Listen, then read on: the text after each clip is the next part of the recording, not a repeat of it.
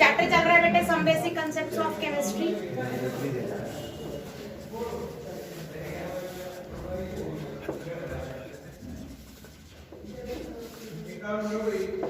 आज हम पढ़ रहे हैं बेटे average molar mass. Average molar mass का मतलब क्या होता है? जैसे हमने ये देखा कि हमारे पास किसी भी 2 या 3 चीजों का मिक्सचर है, ठीक है, और वो मॉलिक्यूल्स का मिक्सचर है, एटम्स का मिक्सचर नहीं है। किस चीज का मिक्सचर है? मॉलिक्यूल्स का। जैसे हमारी गैस, एयर वाली जो गैस है, ठीक है, जैसे हमारी एयर होगी उसमें कौन कौन सी गैस है बेटे? मैंने माना ऑक्सीजन, नाइट्रोजन और हाइड्रोजन है। वैसे तो कार्बन डाइऑक्साइड भी है, हीलियम भी थोड़ी बहुत प्रेजेंट होती है। मैंने 3 का माना है कि मेरे पास कोई भी एयर का मिक्सचर है या मिक्सचर ऑफ गैसेस है मेरे पास जिसमें ये 3 गैसेस हैं, ठीक है। तो उस केस में मैं मोलर मास कैसे पता लगाऊंगी? तो मैं एक एवरेज मोलर मास निकालूंगी जो फिट होएगा मेरे O2 पे भी, N2 पे भी और H2 पे। क्लियर होगी मेरी बात? कोई डाउट तो नहीं भाई? जैसे नॉर्मल अगर मैं बोलूं कि हम कोई भी बंदा है, कोई भी पेरेंट है और उनके 3 बच्चे हैं, एक 10 साल का बेटा है, फिर दूसरा 7 साल का है और तीसरा 3 साल का है, तो एवरेज क्या है तीनों की? What is the average age of all 3? तो पहले वाले की कितनी है? 10 जमा 7 जमा 3 कितने हो गए? 20/3, तो वो एवरेज निकल जाएगी। क्लियर है बेटे? तो एवरेज मोलर मास का मतलब है गिवन मास टोटल आपका डिवाइडेड बाय में आपकी नंबर ऑफ मोल्स, कितने मोल्स हैं, यही हमने लिया। गिवन एज डिवाइडेड बाय में नंबर ऑफ पर्सन्स, ठीक है ना बेटे? तो m average that is molar mass average क्या होगा? W टोटल बाय में N टोटल। अब बच्चा W टोटल कैसे निकालेंगे? अब आपने 10th में पढ़ के आए हो क्या चीज? Number of moles is equal to क्या होता है? Given mass. तो आपने पढ़ा है N is equal to given mass by में मोलर मास। अपॉन में क्या होता है बेटे? Molar mass. ये चीज आपने पढ़ी है बच्चा, ठीक है। तो आपको क्या निकालना है यहाँ पर? गिवन मास निकालना है। तो किसके इक्वल हो जाएगा? नंबर ऑफ मोल्स इनटू में molar mass is equal to आपके पास क्या आ गया राजेश? Given mass. क्लियर है मेरी बात? तो मैंने यहाँ पर यही लगाया है बेटे। W टोटल अगर मुझे निकालना है तो मोलर मास इनटू में क्या आ जाएगा? N total, number of moles into में मोलर मास। तो हमने W टोटल निकालना है तो क्या हो जाएगा? M एवरेज इनटू में N टोटल। तो W total is equal to क्या होगा? W1 plus W2 plus W3 plus W4, यही आपका W टोटल होगा बेटे। तो W की जगह मैंने क्या पुट किया? गिवन मास मेरा क्या है राजे? W है, और मोलर मास मेरा क्या है बच्चा? M है। क्लियर? और नंबर ऑफ मोल्स मेरे क्या है? N है।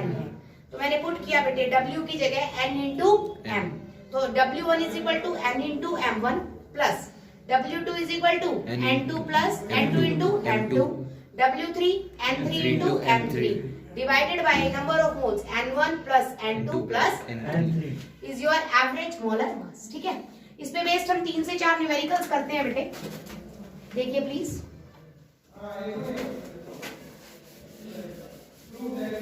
जैसे हम फर्स्ट क्वेश्चन को ले रहे हैं, हमें 2 चीजें दे रखी हैं। N1 is equal to कितना है राजे? 2 मोल्स, और N2 इज इक्वल टू कितना है बेटे? 3 मोल्स। ठीक है, तो M1 is equal to molar mass कितना हो गया इसका? 16 इंटू 2 32, और N2 का कितना हो जाएगा बेटा? M2 बोलो 14 इंटू 2 28। क्लियर बच्चा? तो आपने एवरेज मोलर मास निकालना है, तो क्या बनेगा बोलो? N1 into M1 plus N2 into M2 divided by में N1 प्लस, तो नीचे क्या आ जाएगा बेटे? N1 plus N2। N1 की वैल्यू कितनी है? 2 इंटू, सभी बोलेंगे M1 32 प्लस N2 3 इंटू 28। तेज नहीं बोलना है, आराम से बोलिए, पढ़ने के हिसाब में बोलिए। N1 कितना है बेटे? 2 प्लस N3 3। ठीक है, ऐड आप इसको कर लेंगे, यू विल गेट MO कर लीजिएगा, कोई इशू? ठीक है, इसी तरह से इधर आइए। N1 कितना दे रखा है बेटे? 2 मोल्स। N2 कितना दे रखा है राजेश? 3 मोल्स। डन। M1 कितना हो जाएगा हाइड्रोजन के लिए? 1 इंटू 2 प्लस ऑक्सीजन का 16 18। M2 कितना हो जाएगा बेटे? 12 into 2 plus 5 into 1 plus 16 plus 34, कितना आ जाएगा? 34 है? 24 प्लस 5 प्लस 16 प्लस 1 कितना 6। मैडम इतने बार मतलब कर दो स्टार्ट। ठीक है, तो यहाँ से आपके पास बचा m एवरेज कितना आ जाएगा n1 into m1 plus n2 into m2 divided by n1 plus n2।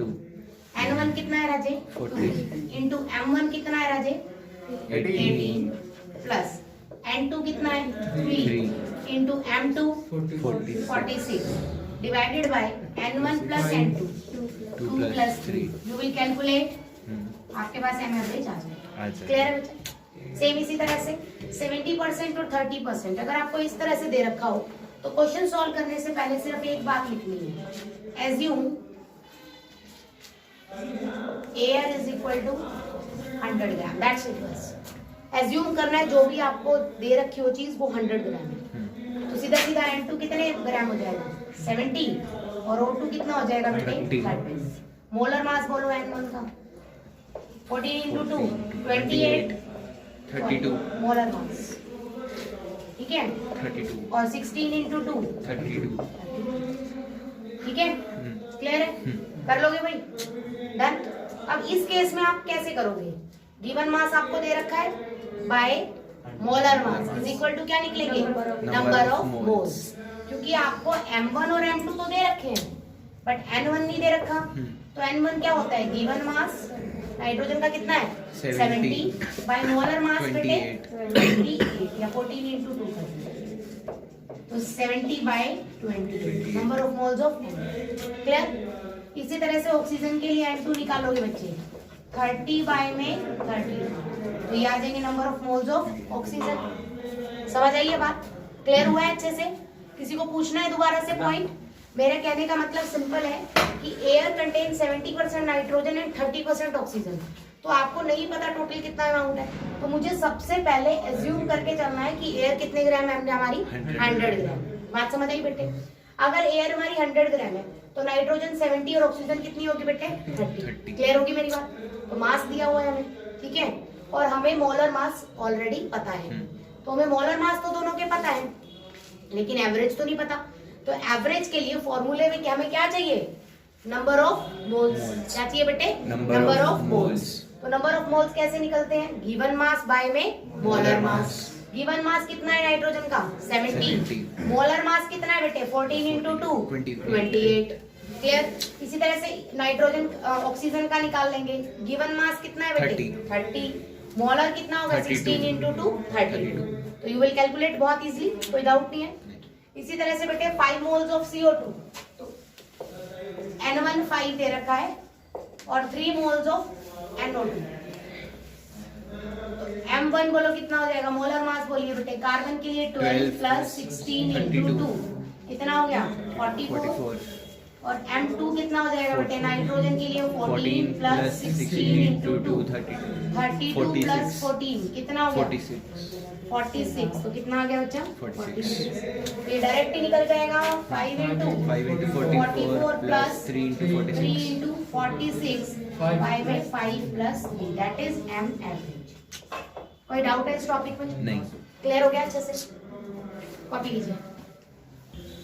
Next topic है बेटे आपका एवरेज एटॉमिक मास। एवरेज एटॉमिक मास एक्चुअलिटी में आपका काउंट होता है किसके अंदर आइसोटॉप्स के अंदर। आपको पता है कि हाइड्रोजन के 3 आइसोटॉप्स प्रेजेंट होते हैं प्रोटियम ड्यूटेरियम एंड ट्रिटियम। अब क्वेश्चन ये उठता है कि इसका एटॉमिक मास 1 है इसका 2 है और इसका 3 है। तो हमें अगर क्वेश्चंस के अंदर कैलकुलेशंस करनी है या हमें कोई भी चीज टेस्ट करनी है तो उस केस के अंदर हम क्या एटॉमिक मास लेके चले टू डू आवर क्वेश्चंस या सॉल्व करने के लिए या कोई भी एक्सपेरिमेंट करने के लिए what is the atomic mass should be taken in that case. जब आपके एवरेज की बात आ जाती है मतलब जब आपके मोर देन 1 आइसोटॉप्स मतलब आपके एटम के क्या है बेटे मोर देन 1 टाइप प्रेजेंट है मतलब आइसोटॉप्स प्रेजेंट है। बात समझ आई बेटे? इस केस के अंदर हम एवरेज एटॉमिक मास का कंसेप्ट लेके चलते हैं, ठीक है, कि हम इन तीनों के डाटा को यूज करके एक ऐसा मास निकालेंगे जो एवरेज होगा और जो हमारी कैलकुलेशंस को क्या बना देगा करेक्ट बना देगा for all the 3 isotopes. Clear होगी मेरी बात? एक ऐसा मास जो हमारी प्रॉपर्टीज प्रोटियम के लिए भी शो करेगा ड्यूटेरियम के लिए भी और ट्रिटियम के लिए तीनों के लिए हमारी प्रॉपर्टीज को डिफाइंड करेगा। उसे हम क्या बोलेंगे बेटे average atomic mass. What is the formula of average atomic मास बेटे? एटॉमिक मास मल्टीप्लाई में परसेंटेज ऑफ अबंडेंस कितना आपको मिलता है। जैसे मैंने बोला दो चीजें हैं, ए के दो आइसोटॉप है, A1 एंड A2। तो मैंने बोला A1 का एटॉमिक मास हो गया 32, B का A2 का एटॉमिक मास हो गया 30, ठीक है। और A1 का परसेंटेज है 80 और B का परसेंटेज है 20, ठीक है। अगर मैंने एग्जाम्पल ले लिया तो उस केस में मैंने यहाँ लिया है, मैंने यहाँ पर आपको 3 केस में दिखाया, मतलब 3 आइसोटॉप्स दिखाए हैं।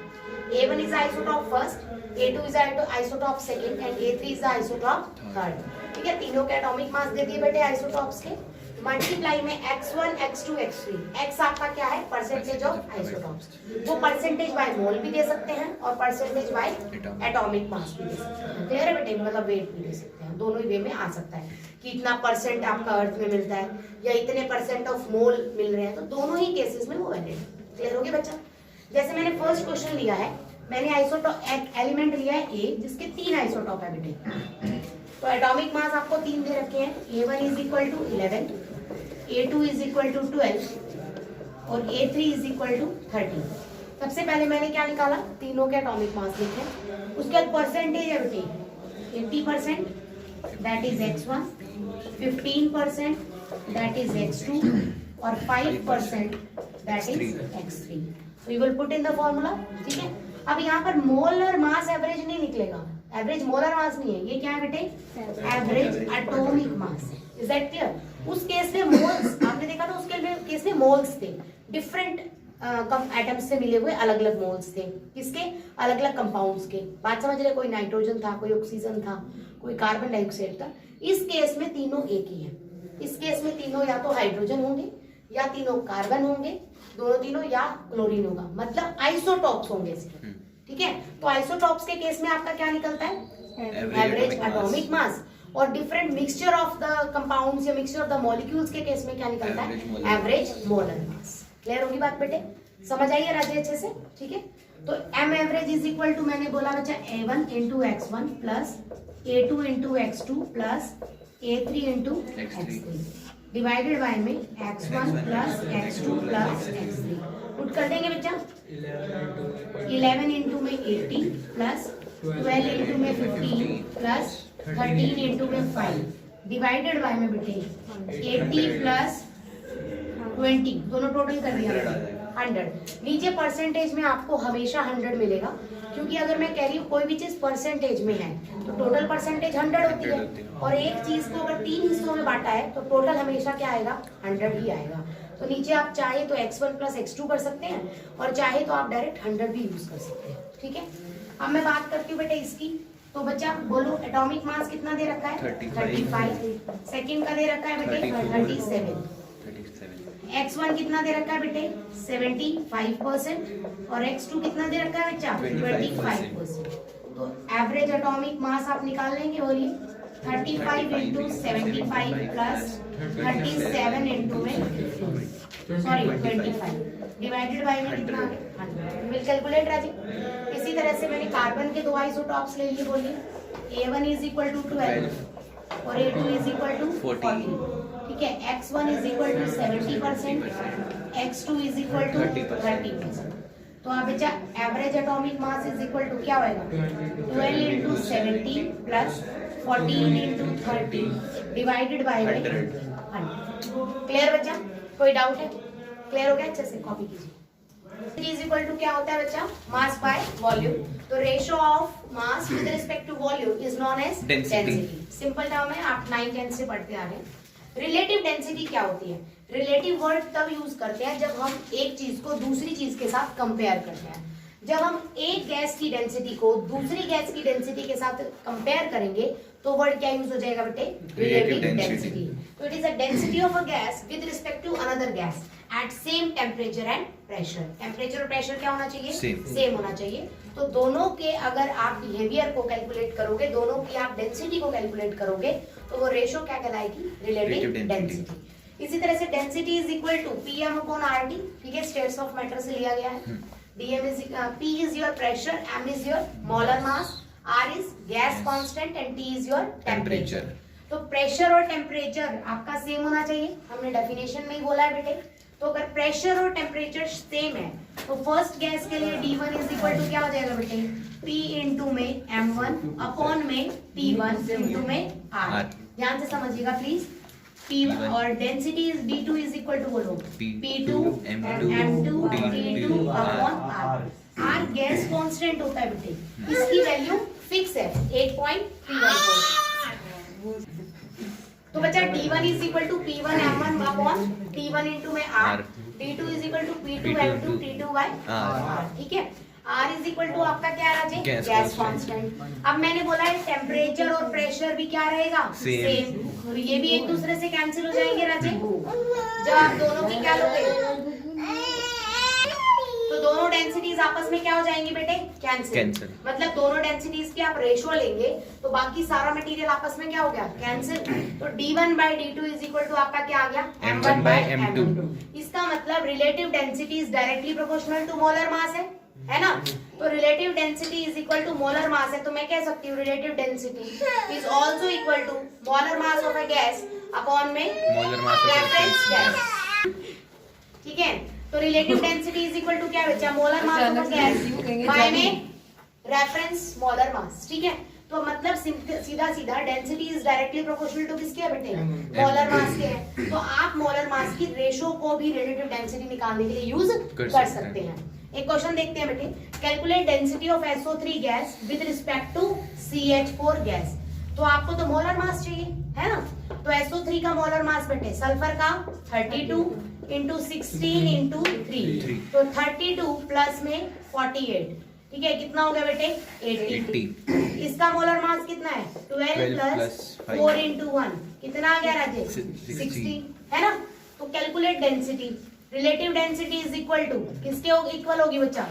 Molar mass of a gas by में reference gas. Molar mass of a gas कौन सी का निकालना है? SO3 80 बाय में रेफरेंस गैस क्या है बच्चा? CH4 60, that is 16। You will calculate 16 5 से 80, तो 5 आ जाएगा, ठीक है। इसी तरह से calculate molar mass of a gas which have relative density 3 with respect to oxygen gas. तो कोई एक गैस है बेटे जिसका नाम मैंने X दे दिया, ठीक है। उसका मोलर मास मैंने M मान लिया। दूसरी मेरी रेफरेंस गैस का मोलर मास कितना है बच्चा? बोलो 16 इंटू 2 इज इक्वल टू 32। तो relative density is equal to molar mass by में 32। रिलेटिव डेंसिटी की वैल्यू कितनी दे रखी है बेटे? 3 is equal to M upon 32। M is equal to 32 into 3 96। Clear है बच्चा? ठीक है। सेम अब मैं बात करती हूँ वेपर डेंसिटी क्या होती है। ये भी एक तरह की रिलेटिव डेंसिटी है बच्चा, लेकिन रेफरेंस गैस यहाँ पर एज क्या यूज होती है? हाइड्रोजन यूज होती है। फिक्स्ड है कि आपको किसी भी गैस की डेंसिटी अगर निकालनी है with respect to hydrogen gas only, तो उसको रिलेटिव डेंसिटी टर्म ना देके हम क्या निकालते हैं? Vapour density. तो आपके लिए एक चीज क्लियर है कि अगर किसी क्वेश्चन में वर्ड वेपर डेंसिटी यूज हो रहा हो तो इसका मतलब रेफरेंस गैस वहां पर कौन सी है बेटे? हाइड्रोजन। ये फिक्स है, ठीक है। तो that is vapour density is equal to density of a gas by में hydrogen. Vapour density is equal to molar mass gas of molar mass of hydrogen. तो vapour density is equal to M of gas. Hydrogen का molar mass कितना होता है बेटे? 2 into 1 कितना आ जाएगा? 2। तो मैंने यहाँ 2 रख दिया, इधर क्रॉस मल्टीप्लाई, तो molar mass is equal to क्या आ गया? वेपर डेंसिटी इनटू में 2। ठीक है, कॉपी कीजिए। लास्ट लेक्चर में हम लोगों ने वेपर डेंसिटी के क्वेश्चंस पढ़े थे। वेपर डेंसिटी मैंने आपको किसी भी गैस की क्या बताई थी मुझे? बोलिए क्या था? बोलो। Mass of gas by mass में mass of gas in hydrogen gases.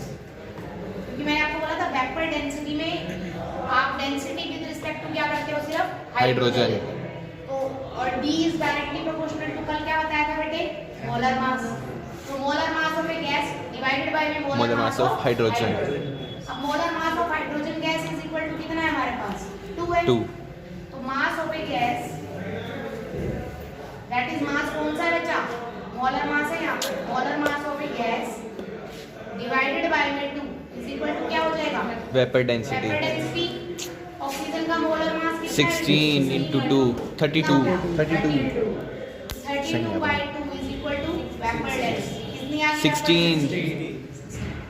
Clear होगी मेरी बात? ऊपर भी मोलर मास है बेटे, नीचे भी मोलर मास है। तो क्या वेपर डेंसिटी की कोई यूनिट होएगी? नहीं। ऊपर भी मोलर मास है, ग्राम में नीचे भी मोलर मास है ग्राम में, ग्राम से ग्राम Cancel. कैंसिल, क्या कोई यूनिट होगी वेपर नहीं। डेंसिटी की? तो याद रखना वेपर डेंसिटी क्या होती है? यूनिटलेस। यूनिटलेस क्वांटिटी है। क्लियर? एज वेपर डेंसिटी 40, तो vapour density is equal to, formula क्या है बच्चा? Molar mass of SOX divided by 2। 2। Clear बच्चा? SOX का अगर आपको मास लेना है, सल्फर का कितना होता है? 32 प्लस 16x। क्लियर बच्चा? तो मास कितना आ गया राजे? 32 प्लस 16x 40 के इक्वल। इज दैट क्लियर बेटे? ये क्या है राजे? SOX। x देखते हैं क्या आता है, ठीक है?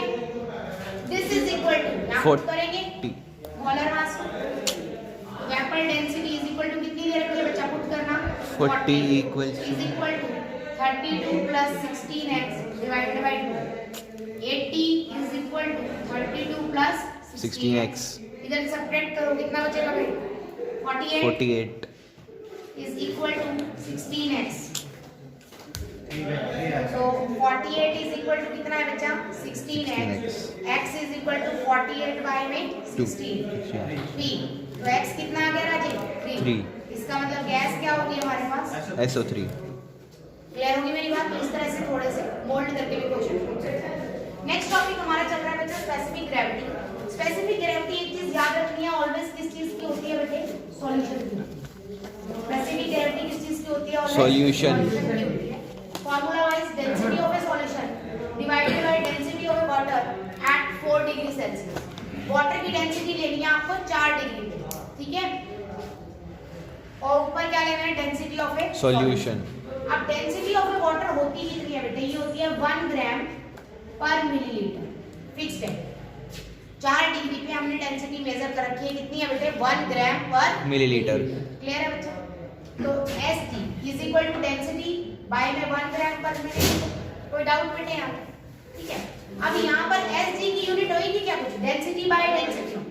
SG की यूनिट होगी नहीं, ऊपर भी डेंसिटी है, नीचे भी डेंसिटी है। डेंसिटी है। तो SG भी अपने आप में कौन सी क्वांटिटी है? Unitless quantity. क्लियर होगी मेरी बात?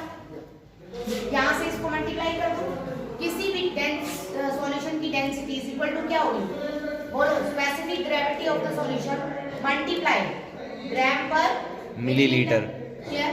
तो एग्जांपल अगर मुझे स्पेसिफिक ग्रेविटी दे रखी हो बेटे कितनी? 1.2 और मुझसे पूछिए डेंसिटी बताओ, तो specific gravity of a solution is equal to density divided by 1 gram पर मिलीलीटर। तो density is equal to specific gravity into में 1 ग्राम पर मिलीलीटर। 1.2 ग्राम पर मिलीलीटर। फर्क क्या है? स्पेसिफिक ग्रेविटी और डेंसिटी आपकी दोनों इक्वल होती हैं, लेकिन स्पेसिफिक ग्रेविटी यूनिटलेस क्वांटिटी है और डेंसिटी की यूनिट होती है दैट इज ग्राम पर मिलीलीटर। क्लियर होगी बच्चा बात? दोनों इक्वल है मैग्नीट्यूड में, दोनों इक्वल है मैग्नीट्यूड में, डिजिट में, क्वांटिटी में, लेकिन यूनिट में दोनों इक्वल नहीं है। स्पेसिफिक ग्रेविटी क्या है? यूनिटलेस। और डेंसिटी की यूनिट क्या है? ग्राम पर मिलीलीटर। क्लियर होगी मेरी बात? नेक्स्ट है percentage composition of A compound. Percentage composition क्या है बेटे? परसेंटेज बाय मास निकालना है आपको। जैसे एग्जांपल मैंने CH4 ले लिया, ठीक है? इस टाइप के क्वेश्चन सॉल्व करते वक्त आपको एज्यूम करना होता है CH4 का आपको कितना दिया हुआ है? 1 मोल दिया हुआ है। अगर आपको बताया ना जाए तो भी आप एज्यूम कर ले CH4 कितने मोल है बेटे? 1 मोल। 1 मोल कितने ग्राम होगा? कार्बन का मॉलिक्यूलर मास कितना है? 12। हाइड्रोजन का कितना है बेटे? 1। 12 प्लस मतलब 4 हाइड्रोजन है ना वैसे? 4 का कितना हो जाएगा? 4। 12 प्लस 4 कितना हो गया? 16। परसेंटेज का फॉर्मूला क्या होता है बेटे? परसेंटेज का फॉर्मूला होता है मास, दैट इज मोलर मास। ले लीजिए मोलर मास ऑफ कंपोनेंट, जिसका आपको निकालना है, डिवाइडेड बाय में टोटल मॉलिक्यूलर मास मल्टीप्लाई में राजे 100। क्लियर होगी बात? तो मोलर मास कितना है कार्बन का? निकालने जरा, एक ही मोलर है कार्बन का यहाँ, तो 12 ग्राम आ गया। यहाँ हाइड्रोजन के कितने मोल है राजे? 4 मोल्स। 1 into 4 कितने आ गए? 4 4 ग्राम। मोल। कार्बन की परसेंटेज मास ऑफ कार्बन कितना है 4 डिवाइडेड बाय में टोटल मास कितना है 16 मल्टीप्लाई में 100। क्लियर बच्चा, निकाल लो। इसी तरह से मास ऑफ हाइड्रोजन कितना है राजेश 4 डिवाइडेड बाय में टोटल कितना है 16 मल्टीप्लाई में 100। क्लियर, 25%। एक एग्जांपल मैंने आपको दिया है, आप अभी ट्राई करेंगे। C6H12 इसके अलावा परसेंटेज ऑफ प्योरिटी अगर आपको निकालनी है, प्योरिटी का मतलब है कि उसके अंदर सैंपल है आपके पास कोई भी और उसमें कुछ ना कुछ मिला हुआ है साथ में, इम्प्योरिटी है। तो मास ऑफ ए कंपाउंड जो आपको प्योर गिवन है, ये चीज याद रखना है। मास ऑफ ए कंपाउंड का मतलब ये प्योर मास है। Divided by mass of sample, ये इम्प्योर मास है, प्योर कंपाउंड है जो आपको गिवन होगा। करेक्ट, ये एक तरह से गिवन मास की तरह होगा। ठीक है, जो टोटल आपको दिया गया है। फॉर एग्जांपल मैंने 100 ग्राम ऑफ CaCO3 का सैंपल दिया है जिसमें 90% प्योरिटी है। तो गिवन मास कितना है बेटे CaCO3 का 100। तो मास ऑफ बोलो सैंपल में कितना आ जाएगा 100। क्लियर बच्चा, 90% प्योर है। ठीक है, 90% प्योर है, तो इसमें भी आपको एज्यूम करना है राइट। एज्यूम बोलो 1 मोल। एज्यूम क्या करेंगे बेटे 1 मोल। तो प्योर का कितना हो गया बेटे, प्योर कितना हो गया 90% प्योर है ना, तो प्योर कितना हो गया 90 ग्राम। इम्प्योरिटी कितनी होगी 10 ग्राम। बात समझ आ गई। तो प्योर का कितना है बच्चा, ऊपर क्या लिखना है प्योर का मास कितना है 90 डिवाइडेड बाय टोटल कितना दे रखा है मैंने 100 into 100। तो आपको क्या मिल गया राजे 90% प्योर। तो प्योरिटी आप इस तरह से निकालें। क्लियर, ऊपर याद रखेंगे आपको, ऊपर क्या लेना है प्योर सैंपल लेना है, प्योर मास लेना है, और नीचे क्या लेना है इम्प्योर सैंपल लेना है। इज इट क्लियर बच्चा? अच्छा, इसमें आप ये देखेंगे, आप कैलकुलेट कीजिए। पहली बात आप 1 मोल लेंगे तो 6 मोल ऑफ कार्बन है, 12 हाइड्रोजन और 6 क्या है बेटे ऑक्सीजन। तो इसका मास हो जाएगा 12 into 6, इसका 12 into 1, इसका 6 into में 16।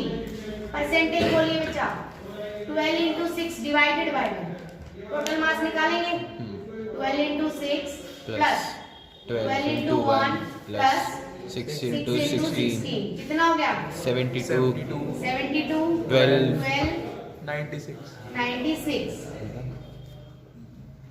180 दिया गया 180 into 100। 100 इसका निकालो बेटे 12 अपॉन 12 में upon में 180 into 100। इसका निकालो बच्चा 96 अपॉन में 180 into 100। एनी डाउट राजे? क्लियर है? तो ये percentage by mass done, copy कीजिए। नेक्स्ट हम बात करते हैं ट्रू सॉल्यूशंस क्या होते हैं। देखिए सॉल्यूशंस का मतलब क्या होता है, सॉल्यूशंस का मतलब होता है आपने दो चीजों को मिलाया तो उसे सॉल्यूशन बोलते हैं। लेकिन यहाँ एक छोटी सी कंडीशन होती है कि जो दो चीजें आप मिक्स कर रहे हो that must be non reactive. मतलब A और B मैंने मिक्स किया तो वो आपकी रिएक्ट नहीं करनी चाहिए, आपस में रिएक्ट नहीं करनी चाहिए। क्लियर है बेटे? तो जब आपकी दो कंपोनेंट्स, कोई भी दो कंपोनेंट्स आपस में रिएक्ट नहीं करते उसे हम बोलते हैं सॉल्यूशन। फॉर एग्जांपल अगर मैं बोलूं बेटे NaCl, या ऐसे बोलूं NaOH प्लस HCl, तो क्या हो जाएगा बेटे NaCl प्लस H2। अगर मेरा ये कंपोनेंट A है और मेरा ये कंपोनेंट B है तो दोनों रिएक्ट करके ना बेटा आपस में नए कंपोनेंट्स बना के ना, तो इसको हम सॉल्यूशन नहीं बोलेंगे, इसे हम क्या बोलेंगे केमिकल रिएक्शन। बात समझ आई बेटे? जब बॉन्ड टूटने का काम ना हो रहा हो, बॉन्ड जुड़ने का काम ना हो रहा हो, बस दोनों चीजें मिक्स हो रही हो, उन्हें हम क्या बोलते हैं सॉल्यूशन। क्लियर? सॉल्यूशन 2 टाइप्स के होते हैं बेटे आपके, होमोजेनियस और हेटेरोजेनियस। आज हम होमोजेनियस सॉल्यूशन को डिस्कस कर रहे हैं, दैट इज ट्रू सॉल्यूशंस को डिस्कस कर रहे हैं। होमोजेनियस का मतलब होता है कि अगर आपने दो या दो से ज्यादा नॉन रिएक्टिव चीजें मिक्स कर दी तो वो मिक्सचर होमोजेनियस होना चाहिए। होमोजेनियस का मतलब बेटे जब आपने उसे मिक्स किया तो उसके कंपोनेंट्स इस तरह से मिक्स होने चाहिए कि वो अलग अलग नजर ना आए। जैसे मैंने पेट्रोल और वाटर को लिया और मैंने उन्हें मिक्स कर दिया, थोड़े टाइम बाद पेट्रोल ऊपर नजर आएगा और वाटर नीचे, है ना? तो ऐसी चीजें आपकी जो है होमोजेनियस मिक्सचर में काउंट नहीं होती। लेकिन मैंने पानी और सॉल्ट ले लिया तो मैंने थोड़ा शेक किया, वो मिक्स हो गए। जब वो मिक्स हो जाएंगे तो वो जो सॉल्यूशन आपका कहलाएगा वो क्या होगा बेटे होमोजेनियस मिक्सचर। मतलब आपके फेजेस अलग अलग नजर ना आए, दोनों कंपोनेंट्स अलग अलग नजर ना आए, पूरी तरह से एक दूसरे में घुल जाएं, उसे हम बोलते हैं होमोजीनियस मिक्सचर। लेकिन सॉल्यूशन की कंडीशन एक है कि जिन दो चीजों को आप मिक्स कर रहे हैं वो दो चीजें आपस में रिएक्ट नहीं करनी चाहिए। क्लियर है बेटे? जैसे मैंने अल्कोहल प्लस वाटर लिया, या मैंने वाटर प्लस यूरिया लिया, या मैंने वाटर प्लस NaCl लिया, मैंने कोई भी कंपोनेंट आपस में मिक्स किया तो जो सॉल्यूशन बनेगा बेटे वो सिर्फ लिक्विड सॉल्यूशन बनेगा। कहने का मतलब ये है कि वो सिर्फ आपका मिक्स होंगे, वो रिएक्ट नहीं करेंगे। क्लियर होगी मेरी बात? बात करते हैं सॉल्यूशन के अंदर दो चीजें होती हैं, दो कंपोनेंट्स होते हैं सॉल्यूशन में। अब आप लिख सकते हैं कंपोनेंट्स ऑफ सॉल्यूशन। ठीक है, दो सॉल्यूशंस में कंपोनेंट होते हैं बेटे, solute and solvent. Solute and solvent का पता कैसे लगाया जाता है? आप लोगों ने बचपन में पढ़ा है, छोटी क्लासेस में आपने पढ़ा है कि जो कम होता है वो सॉल्यूट और जो ज्यादा होता है वो सॉल्वेंट। लेकिन ऐसा कोई मतलब रिजल्ट नहीं है, ऐसा कोई थ्योरी नहीं है। दो रूल्स है जिसके थ्रू आप पता लगा सकते हो। जैसे मैंने एक सॉलिड लिया बेटे और एक क्या लिया, लिक्विड। ठीक है, चाहे मैं पहले ही आपको बोल रही हूँ कि लिक्विड मेरा लेस क्वांटिटी में और सॉलिड मेरा मोर क्वांटिटी में। बात समझ आई बेटे? पहले ही मैंने बोल दिया, तो देखने से क्या लग रहा है कि सॉलिड आपका क्या होगा, सॉल्वेंट होगा, और लिक्विड आपका क्या होगा, सॉल्यूट होगा, है ना? देखने में तो यही लग रहा है। जो ज्यादा है वो क्या होगा, सॉल्वेंट, और जो कम है वो क्या होगा, सॉल्यूट, है ना? लेकिन बेटे फर्स्ट रूल क्या कहता है कि जो आपका सॉल्यूशन का फेज है, जो आपका क्या है बेटे, सॉल्यूशन का फेज है। सॉल्यूशन का फेज क्या है राजे, लिक्विड। तो दोनों कंपोनेंट्स में जो आपका सॉल्यूशन का फेज है वही आपके सॉल्वेंट का फेज होगा। मतलब सॉल्वेंट को पहचानने का तरीका क्या है, फर्स्ट वन सॉलिड, सेकंड मैंने लिया लिक्विड। ठीक है, तो यहाँ पर हमने बात कर रहे हैं बेटे कि जैसे मैंने एक सॉलिड लिया, एक मैंने लिक्विड लिया, तो कम ज्यादा का तो कंसेप्ट है ही नहीं, इसलिए अपने माइंड से कम ज्यादा वाला कंसेप्ट बिल्कुल खत्म कर दो। आपको ये देखना है दो चीजें मिक्स करने के बाद जो सॉल्यूशन बना, अगर आपका वो सॉल्यूशन सॉलिड है तो सॉलिड वाला सॉल्वेंट हो जाएगा। अगर दो चीजें मिक्स करने के बाद जो सॉल्यूशन बना वो अगर आपका लिक्विड है तो लिक्विड वाला सॉल्वेंट हो जाएगा। मतलब फर्स्ट रूल क्या कहता है कि सॉल्वेंट और सॉल्यूशन का फेज क्या होना चाहिए, सेम होना चाहिए। क्लियर बेटे? ये कम ज्यादा वाला फंडा काम करता है जब दोनों का फेज सेम हो।